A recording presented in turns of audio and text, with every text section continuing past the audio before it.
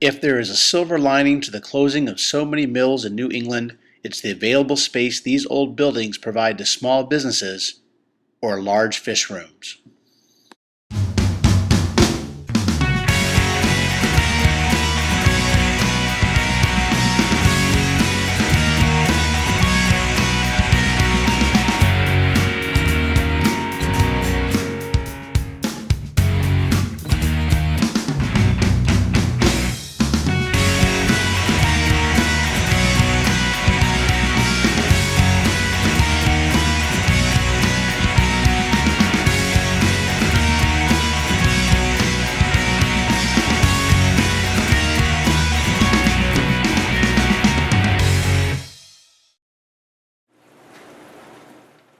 Jim Cormier's fish room is set up in about 1,300 square feet of leased space in an old factory.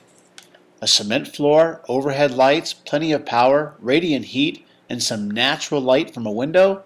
This could be the perfect place for a fish room.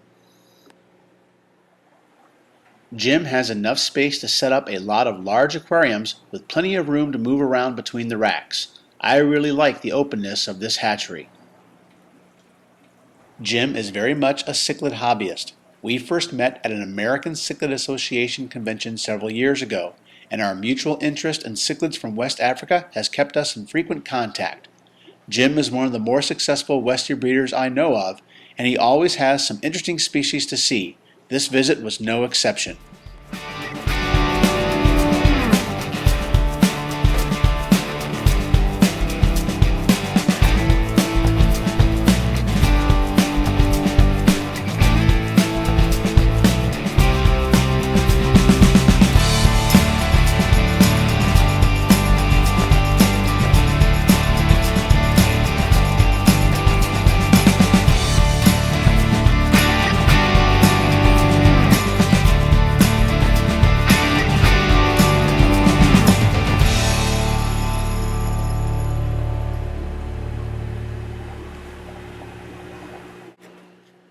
Jim has more than just cichlids. Here is his colony of leucistic ancestris.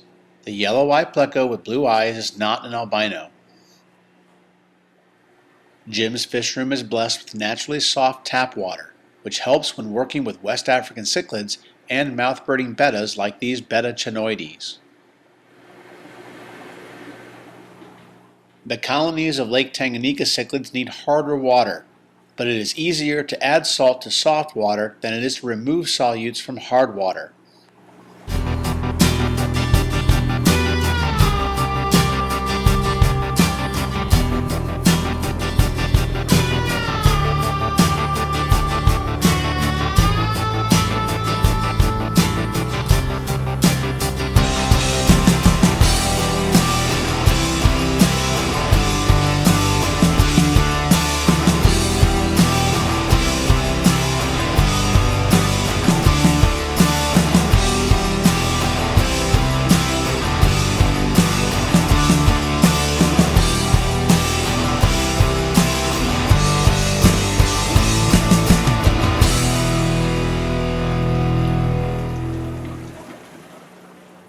Most of Jim's aquariums are grouped together on small central filtration units that Jim builds out of PVC, buckets, and plastic trash barrels.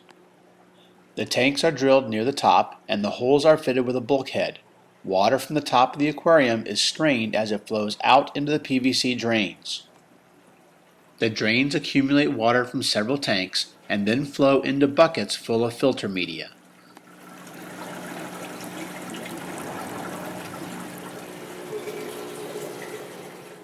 The bottoms of the buckets are also drilled and allow water to drip through into large reservoirs, from which the water is pumped back up to the tanks.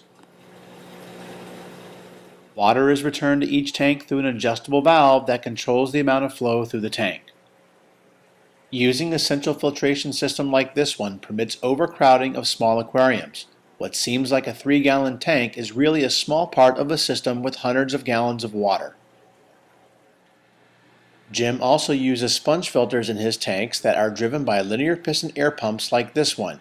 Having the filters in the tanks allows the aquarium to be turned off of the central system if needed. This is Jim's colony of the Lake Tanganyika catfish Synodontis multipunctatus. This catfish lays its eggs while the smallmouth brooding cichlids are spawning in hopes that the cichlids will pick the eggs up and incubate them.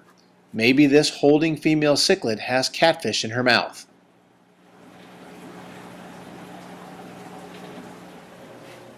Jim raises a lot of fish in his well-organized hatchery.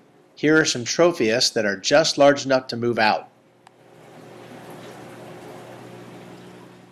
These Pelvicochromis pulcher are descendants from a wild pair that I sold Jim many years ago. I will admit that I'm a little jealous of Jim's rented space. I'm going to look around town to see if I can find something similar.